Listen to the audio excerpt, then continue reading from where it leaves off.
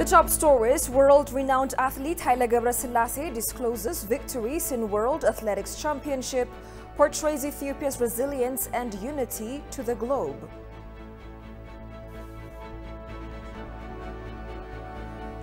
And UNHCR says tree planting crucial to addressing problems of refugees and displaced persons.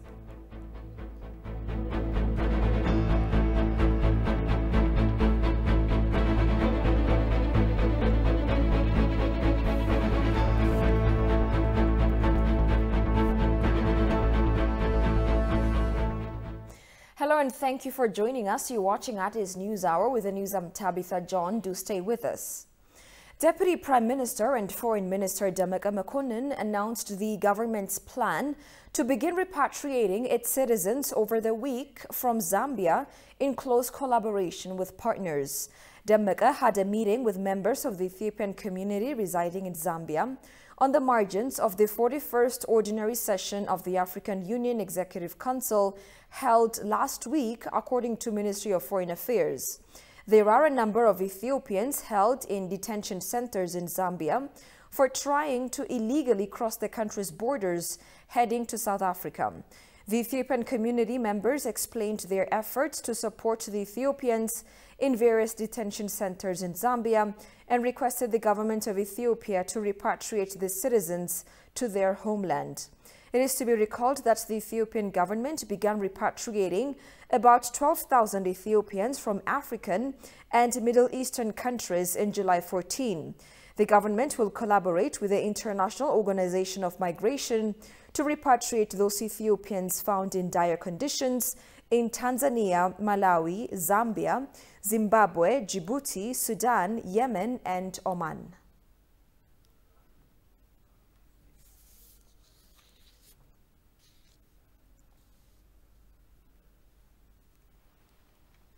The United States, through the U.S. Agency for International Development, USAID, announced nearly $55 million in additional food security assistance to Ethiopia. Ethiopia is currently experiencing increased food insecurity due to higher food and fertilizer prices due to various local and international factors such as the Ukraine crisis. USAID will utilize this new funding to help Ethiopians overcome the current food crisis and to build further resilience to prevent and respond to food-related shocks in the future.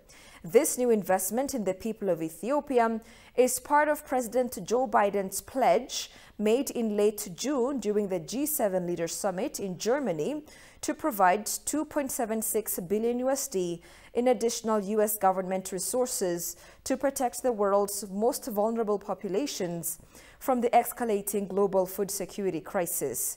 In Ethiopia, USAID will use this new funding to reach over 2 million Ethiopians most affected by the Ukraine crisis.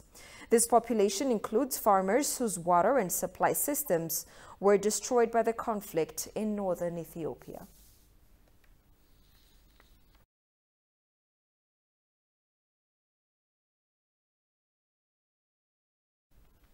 The United Nations World Food Programme, WFP, has welcomed the United Arab Emirates' $60 million contribution to support the humanitarian response in Ethiopia. According to a press release of WFP sent to Ethiopian news agency today, the funding will provide emergency food and nutrition assistance in response to an alarming rise in food insecurity, particularly in the north of the country. More than 13 million people require humanitarian food assistance in conflict-affected Afar, Amhara and Tigray regions, the release pointed out, adding that this comes against the backdrop of the global food crisis where rising costs are compounding woe. The UAE funds delivered through the Famine Relief Fund will allow WFP to continue to address the urgent food needs of 1.6 million people in conflict-affected areas.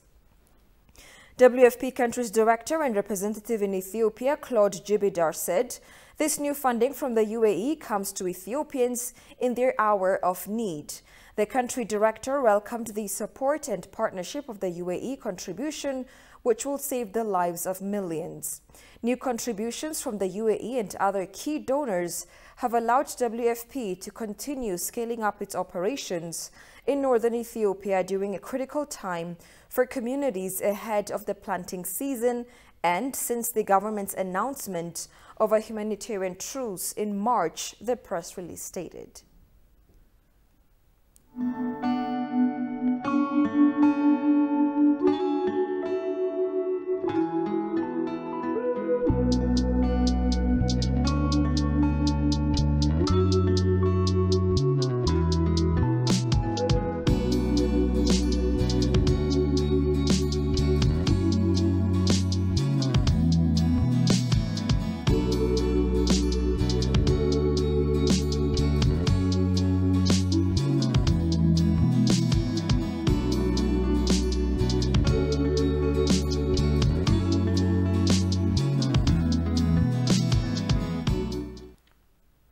Staff members of the Refugees and Returnees Service, together with UNHCR and Action for the Needy in Ethiopia, have planted tree seedlings today at Gulele Botanic Garden as part of the Green Legacy Initiative. Talking to ETV English, UNHCR Deputy Representative Country Director Margaret Atieno said tree planting is crucial in addressing problems that refugees, displaced persons, and host communities are experiencing due to deforestation. Margaret underscored that her office is ready to support the Green Development Initiative as Ethiopia plans to plant over 6 billion seedlings during this rainy season. Habtamu Ashagri has this report. Ethiopia is adopting a green development initiative to curb effects of deforestation and climate change. Aligned with this initiative, heads of UNHCR and staff in Ethiopia have undertaken in planting trees at the Gulele Botanic Garden. Speaking on the occasion, UNHCR Deputy Representative Country Director Margaret Atieno said her office is ready to realize institutional objectives that help us to avoid the negative impacts of environment. The Prime Minister Green Legacy Initiative is actually quite renowned. UNHCR has been part of this initiative since 2019. We joined other agencies when the project was initiated to plant trees. So we have been part of the initiative. We recognize the effort, we recognize the objective, and we are committed to support the legacy, to carry forward this initiative. According to Margaret, UNHCR has been joined other institutions to realize the Green Development Initiative through recognizing Ethiopia's efforts in this endeavor. She further noted UNHCR is always committed to support Ethiopia's effort to tackle the negative impacts of global warming by realizing Green Development Initiative. As UNHCR, we are very happy to be associated with this tree planting exercise. It resonates very much with our own institutional objectives. We recognize that the presence of forced displacement has a negative impact on the environment, and therefore, as part of our work to address the response to forced displacement, we have prioritized and we recognize the need to contribute to the management of the environment and the management of resources, and tree planting obviously is one of those activities. This year, Ethiopians are tirelessly working to plant over 6 billion tree seedlings during the rainy season across the country. On this move, UNHCR has been planting multi-purpose trees in the refugee camps across the country, as well as in the neighboring host community sites.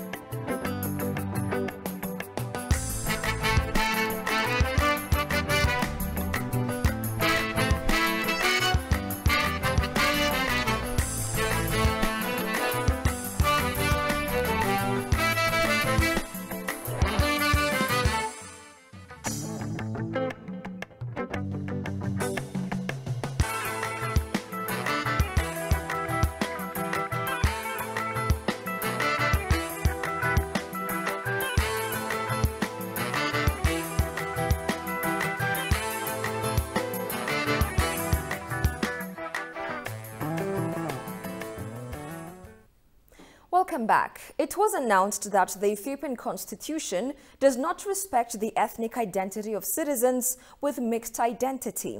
According to a scholar who has done various researches on the constitution, the Ethiopian constitution that is serving now obliges Ethiopian with a mixed identity to choose their father's nationality and separates mothers from social and political issues.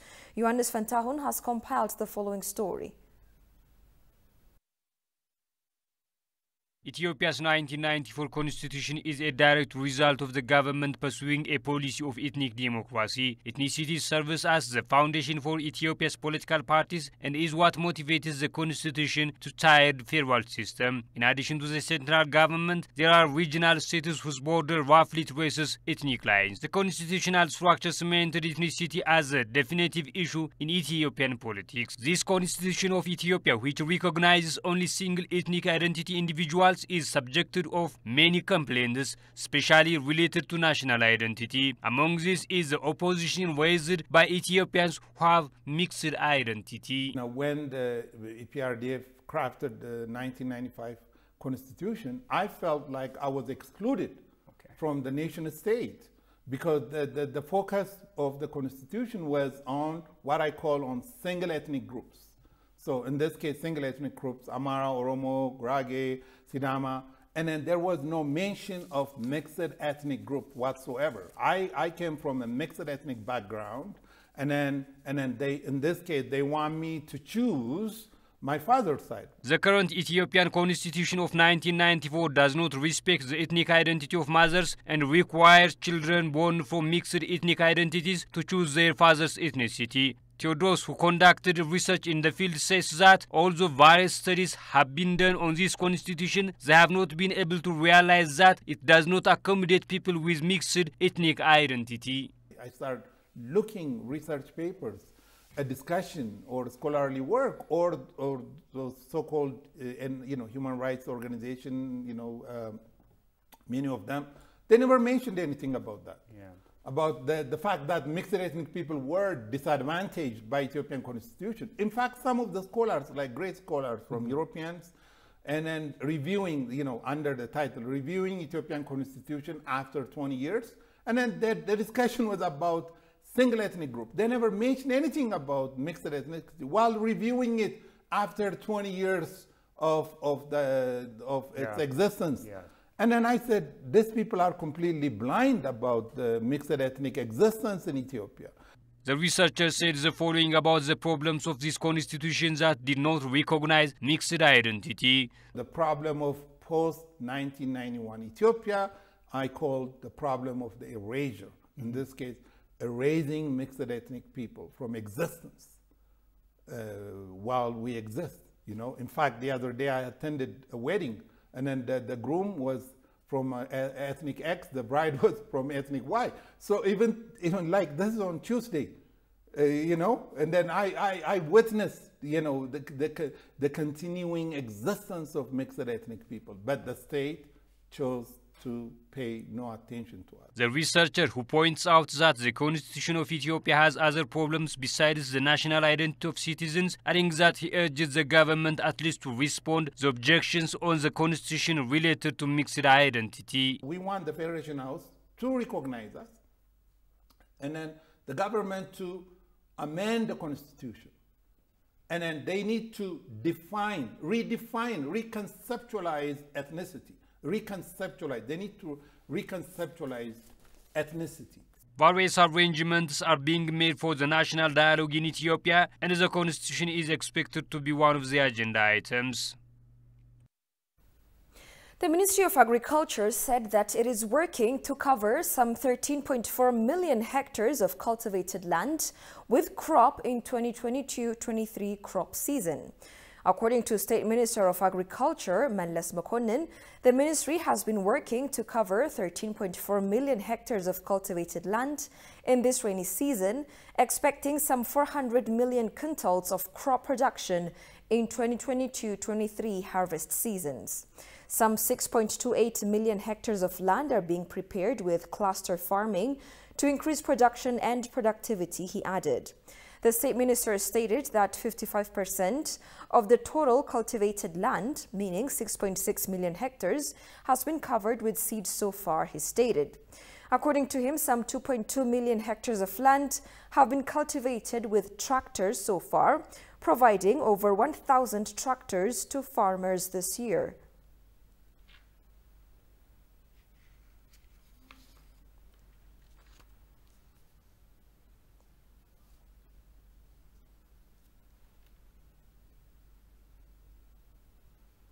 Ethiopian ambassador to the UK, Tefari Mellese, emphasized the potential of Ethiopia to feed itself and the population of neighboring countries if it gets the necessary support to fully harness its land resources.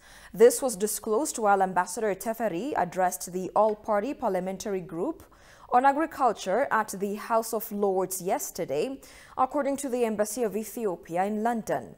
Explaining the long-term approach to responding to the crisis, he advised parliamentarians to encourage their government to help unlock the potential of those countries in the sub-region to produce their consumption.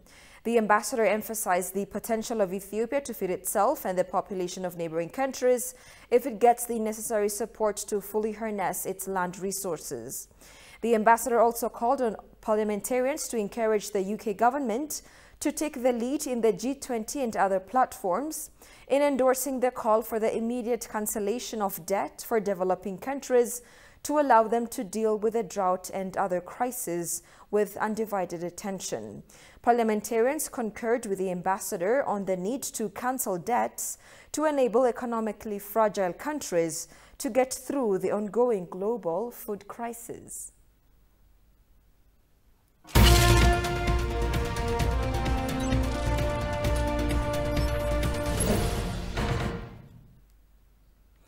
In business news, Ministry of Revenues disclosed today that it has collected over 336 billion birr tax in the just concluded 2021-22 Ethiopian fiscal year. The revenue collected showed an increment of over 57 billion birr when compared with last budget year, Minister of Revenues Laqa Ayalo said. Moreover, some 93.53% of the income has been secured by collecting more than 336 billion tax out of the planned 360 billion, he added. Out of the total revenues, over 96 billion birr was obtained from domestic tax and 140 billion birr from foreign trade tax and duties. It was also pointed out that the revenue collected during the year can be considered as better performed as it was carried out with a number of challenging situations where many institutions in the country are out of business or limited their activities due to the conflict in various parts of the country.